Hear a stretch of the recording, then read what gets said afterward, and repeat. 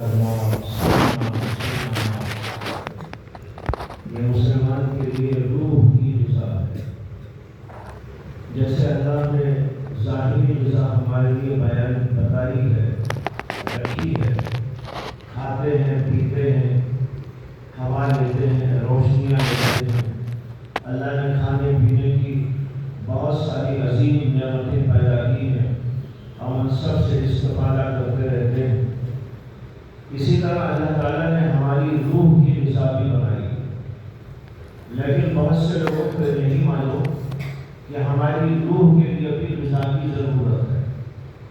ہم یہ سمجھتے ہیں صرف پیٹ کے لیے غذا چاہیے، بریانی چاہیے، حلوہ چاہیے اور مختلف قسم کی نئی نئی ڈشیں چاہیے. اس کی کوشش ہوتی ہے، اس کی فکر ہوتی ہے، روزانہ گھر میں کھانا تیار ہوتا ہے. کسی دن ذرا لیٹ بھی ہو جائے تو ہم بڑے ٹائٹ ہو جاتے ہیں. لیٹ بھی نہیں ہونا چاہیے، اتنے بجے کھانا، اتنے بجے پکنا. لیکن کبھی ہم یہ بھی سوچتے ہیں کہ کیا ہماری روح کے لیے غذا کی ضرورت نہیں؟ جب اللہ نے روح بھی بنائی ہے، جسم بھی بنایا ہے، دونوں کا بنانے والا اللہ ہی ہے. جسم بنایا، اس کی غذائیں تیار کی، ہم ان غذاؤں کو حاصل کرتے ہیں، اس کی فکر کرتے ہیں، اس کی تدبیریں کرتے ہیں، اس کے لیے محنت کرتے ہیں. لیکن ہمارے ذہنوں میں کبھی یہ نہیں آتا میری روح کے لیے میں کیا دوں، روح کا کیا سامان کروں، روح کو کیسے میں جو ہے پالوں، پوسوں، بڑا کروں، تیار کروں، ترقی دوں، مستحکم بناؤں، قوی بناؤں، جلا دوں. ہم کبھی نہیں سوچتے. یہی وجہ ہے کہ ہماری روحیں بیمار ہیں، بلکہ بہت سی روحیں مردہ ہو چکی ہیں. ان کو احساس نہیں ہے. احساس اس لیے نہیں ہے کہ ادھر توجہ نہیں دی. جسم مر گیا، آدمی کو فوراً احساس. جسم بیمار ہو گیا، فوراً اس کا احساس. کہیں تکلیف ہو رہی ہے تو فوراً اس کا احساس. لیکن روح بھی اسی طرح تڑپتی ہے، کھانے کے لیے، پینے کے لیے، اور اگر اس کے اندر کچھ فرق آ جائے تو دوا کے لیے. اور اللہ نے ان ساری چیزوں کا سامان حضرات انبیاء اکرام علیہ السلام کے ذریعے سے دین کے اندر بیان کیا ہے. دین اور شریعت دراصل ہماری وہ غذائیں ہیں، ہماری وہ ضرورتیں ہیں، ہماری وہ چیزیں ہیں جن کو اللہ تعالیٰ نے ہماری روح کے لیے بنایا ہے. یہ پوری کائنات بنا کے چھوڑ دی. یہاں جو کچھ بھی موجود ہے وہ آپ کے جسم کے لیے ہے. اس لیے کہ اللہ نے ہمارا جسم مٹی سے بنایا. جسم مٹی سے بنایا تو اس کی غذا، اس کی دوا، اس کی ضرورتیں، اس کے لیے مختلف قسم کی چیزیں، وہ سب کے سب اسی مٹی میں پھیلا کے رکھ دی ہے. کھیت کہاں اگتے ہیں؟ مٹی میں. باغ کہاں تیار ہوتے ہیں؟ اسی مٹی میں. چیزیں کہاں سے آتی ہیں؟ اسی مٹی میں. ہم گھر کہاں بناتے ہیں؟ مٹی پر. کس چیز سے بناتے ہیں؟ مٹی سے. مٹی سے، مٹی پر بنا کر مٹی سے نکلنے والی غذاؤں کو لے کر کھاتے پیتے زندہ رہتے ہیں. کیوں؟ اس لیے کہ ہم کو اللہ نے مٹی سے بنایا ہے. لیکن ہم صرف جسم نہیں ہیں. ہم جو ہیں، ہم صرف جسم نہیں ہیں، ہم روح کا نام ہے. ہم جو کہتے ہیں تو ہم اصل میں روح کا نام ہے.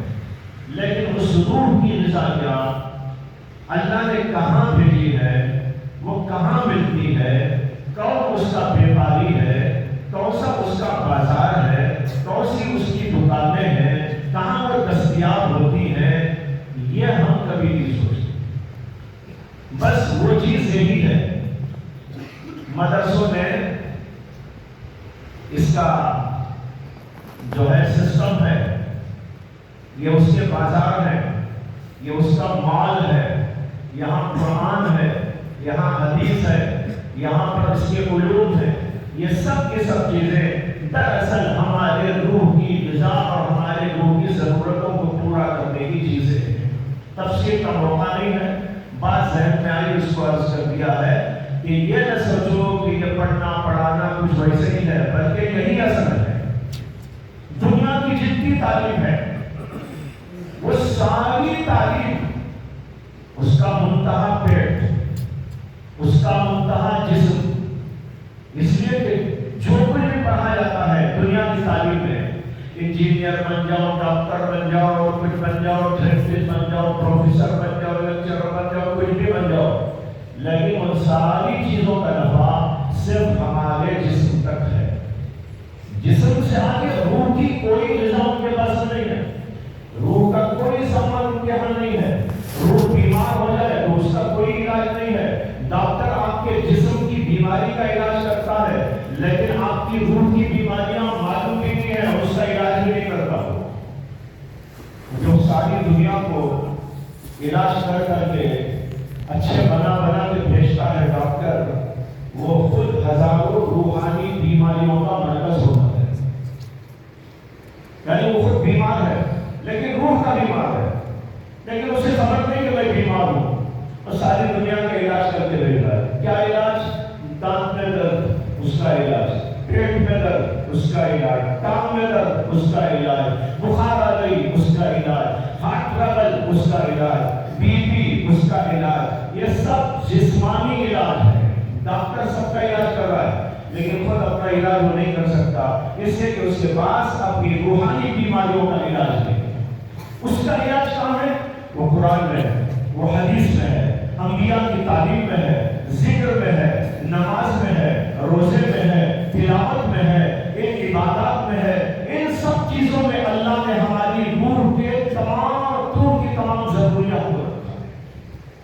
لہذا جو پڑھایا گیا یہ دراصل ہماری روح کا سامان ہے۔ بہرحال تفصیل کا موقع نہیں ہے، اس بات کو ذہن میں رکھیے، ہر آدمی اس کو سمجھے کہ مدارس کی کیا اہمیت، دین کی کیا اہمیت، شریعت کی کیا اہمیت، اور اہمیت کے ساتھ ہمارے لیے اس کی کیا ضرورت ہے۔ بہت بڑی ضرورت ہے، اگر یہ نہیں ہے تو ہم مردہ ہیں۔ اللہ نے قرآن میں ایک آیت نازل کی ہے، أَوَمَنْ كَانَ مَيْتًا فَأَحْيَيْنَاهُ وَجَعَلْنَا لَهُ نُورًا يَمْشِي بِهِ فِي النَّاسِ كَمَنْ مَثَلُهُ فِي الظُّلُمَاتِ لَيْسَ بِخَارِجٍ مِنْهَا۔ کیا وہ آدمی جو پہلے مردہ تھا، علماء لکھتے ہیں مردے سے مراد بے ایمان ہے، بعض علماء لکھتے ہیں مردے سے مراد بے علم و جاہل ہے۔ جو قرآن و حدیث سے جاہل، اللہ نے اس کو مردہ کہا۔ أَوَمَنْ كَانَ مَيْتًا، جو پہلے مردہ تھا یعنی بے علم تھا، قرآن نہیں پڑھتا، نہیں جانتا، دین نہیں پڑھتا، دین نہیں جانتا، وہ مردہ ہے اللہ کی نگاہ میں۔ آگے کہتے ہیں فَأَحْيَيْنَاهُ، ہم نے پھر اس کو علم دے کر زندگی دے دی۔ یہاں زندہ کرنے سے مراد علم دینا، یہ ایمان دینا۔ کافر کو ایمان دیا، وہ زندہ ہو گیا، ورنہ اس کی روح مردہ تھی۔ اور جاہل کو اگر قرآن و حدیث کا علم ملا، اس کی روح تازہ ہو گئی، زندہ ہو گئی۔ فَأَحْيَيْنَاهُ وَجَعَلْنَا لَهُ نُورًا، ہم اس کے لیے ایک نور عطا کرتے ہیں، جو ہے بنا دیتے ہیں، جس کے لیے وہ چلتا پھرتا رہتا ہے لوگوں کے درمیان میں، یمشی بِهِ فِی النَّاسِ۔